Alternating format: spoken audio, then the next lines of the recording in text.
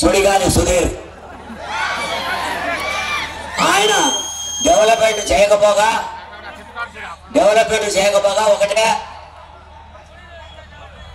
ఒకటే పద్ధతి నేర్చుకున్నాడు. ఆయన దేవుడికి వచ్చి రాసేది దండేస్తే మార్కులు పడతాయంట, లేదా దేవుడి సోదరులు తిరితే ఓట్లు వచ్చాయంట. ఆఖరికి ఏమన్నా అంటే మీ అన్నదమ్ములు 7 మంది వచ్చి నాకు పెరుక్కోండి అన్నారు.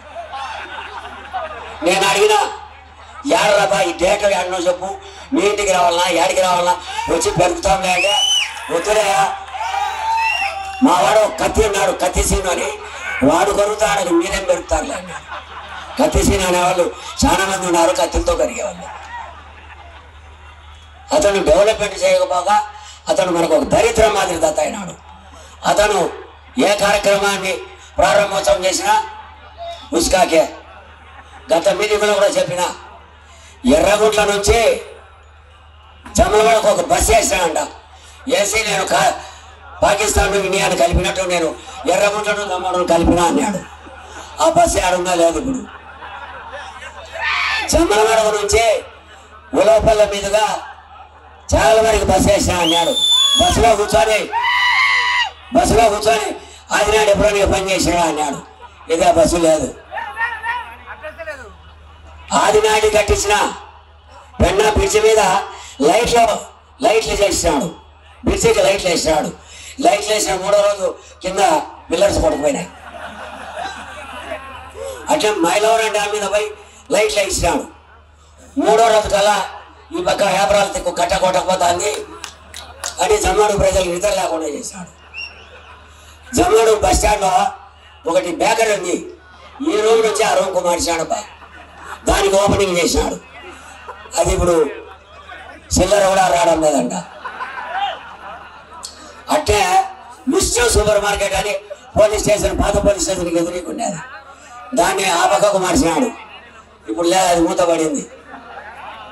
అట్టే ఇంకోటి గండికోట హోటల్ ఓపెన్ చేసినాడు బైపాస్లో.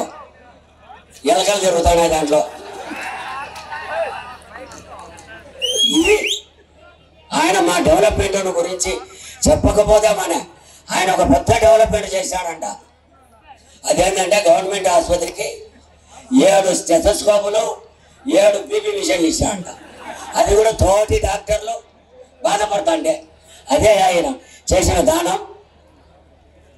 మా ఈ 10 ఏళ్లలో 15 ఏళ్లలో దేవుడి కుటుంబ ట్రస్ట్ ద్వారా కానీ ఆదినాడి చేసిన డెవలప్మెంట్ చేయాలంటే ఈ రోజు చాలదు. మీ అందరికీ ఇక్కడికి వచ్చిన అందరూ ప్రతి స్టార్ట్ కనీసం 50 ఓట్లు ఇచ్చే శక్తి ఉంది. జమలమడుగు నియోజకవర్గంలో కాదు, పక్క నియోజకవర్గాలకు కూడా పోవాలా. ఎమ్మెల్యే గెలవడం ముఖ్యం కాదు, ఎమ్మెల్యేతో పాటు పార్లమెంట్లో మన వాడు ఉండాలా. ఇప్పటికే ఆంధ్ర రాష్ట్రము తెలంగాణ రాష్ట్రం ఎవరి భూపేష్ వైఎస్ కూటమి మీద పోటీ చేస్తున్నాడు. చంద్రబాబు నాయుడు గుర్తింపు వచ్చినాడు, ఎవరు భూపేష్ అని చెప్పి ఆశ్చర్యపోతున్నాడు. అదేవిధంగా